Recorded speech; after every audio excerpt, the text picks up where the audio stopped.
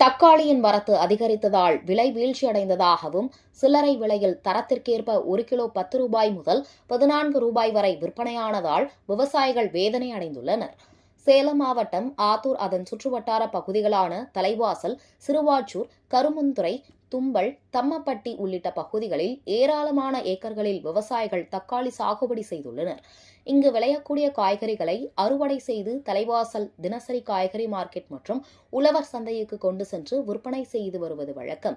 அந்த வகையில் தமிழகத்தில் கடந்த சில நாட்களுக்கு முன்பு பெய்த பரவலான மழை மற்றும் பனிப்பொழிவின் காரணமாக சாகுபடி செய்யப்பட்ட தக்காளி நல்ல விளைச்சல் கண்டுள்ளது.